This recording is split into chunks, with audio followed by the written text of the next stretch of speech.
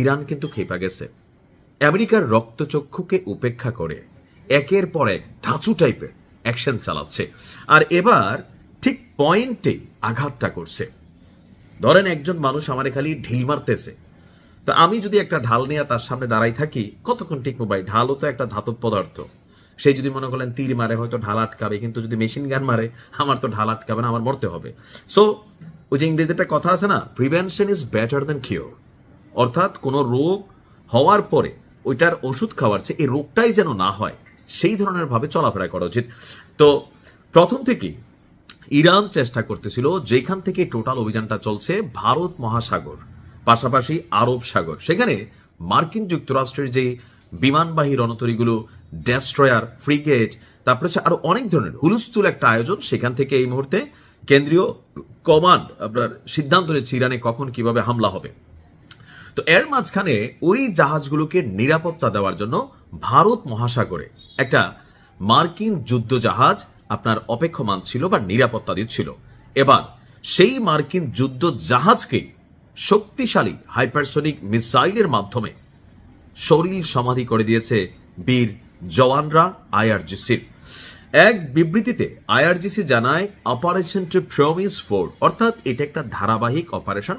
গত বছর যখন ইসরায়েলের বিরুদ্ধে লড়াই চলেছে তখনও অপারেশন টু প্রমিস ছিল, এরপর এটা বিভিন্ন পার্টে আপনার সামনে আসছে। এই ধারাবাহিকতায় এই অভিযান চালানো হয়েছে।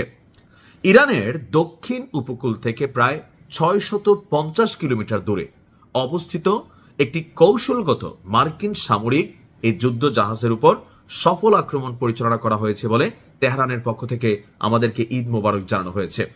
আইআরজিসির দেওয়া তথ্য অনুযায়ী ভারত মহাসাগরে একটি মার্কিন ডেস্ট্রয়ার যখন আমেরিকার একটি জ্বালানি পরিবাহী ট্যাঙ্কার জাহাজ থেকে জ্বালানি সংগ্রহ করতেছিল, অর্থাৎ আমরা যে সমুদ্রে যুদ্ধ জাহাজগুলো দেখি প্রতিনিয়ত এগুলাতে আপনার জ্বালানি সরবরাহ করতে হয়। তো এটা একটা চেইন অফ লাইন থাকে, যেভাবে এই জাহাজগুলোর জন্য হিউজ পরিমাণ তেল লাইন মানে এখানে ব্যবহার করা হয়।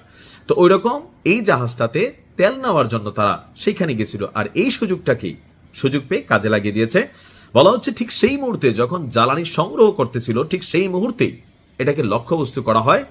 অভিযানে ইরানের নিজস্ব প্রযুক্তিতে তৈরি কাদার 360 এবং তালাইয়ে, শব্দের মধ্যে একটা ভাব আছে, তালাইবা এটা হচ্ছে আপনার তামিল ওয়ার্ড, আর এটা হচ্ছে কি তালাইয়ে, নিচে শেষে হ আছে, আর এটা হচ্ছে কাদার, মানে এই শব্দগুলো একটু চাপ দিয়ে বলা লাগে আর কি। যাই হোক, এই উন্নত মানের হাইপারসোনিক মিসাইল ব্যবহার করা হয়েছে। গোয়েন্দা প্রতিবেদনের বরাত দিয়ে আইআরজিসি বলছে, ক্ষেপণাস্ত্রের আঘাতে মার্কিন যুদ্ধজাহাজ এবং জ্বালানি ট্যাঙ্কার উভয়ই অগ্নিকাণ্ডের শিকার হয়েছে এবং বিশাল ধোঁয়ার কুণ্ডলী নিয়ে ভারত মহাসাগরে সলিল সমাধি হয়েছে। আর এই ধারাবাহিকতা চলতে থাকবে। এই লড়াই ইরান থামাবে না যতক্ষণ পর্যন্ত শত্রুরা লড়াই করতে বা লড়াই থামাতে তারা রাজি না হবে। খেলা হবে। ভালো থাকুন।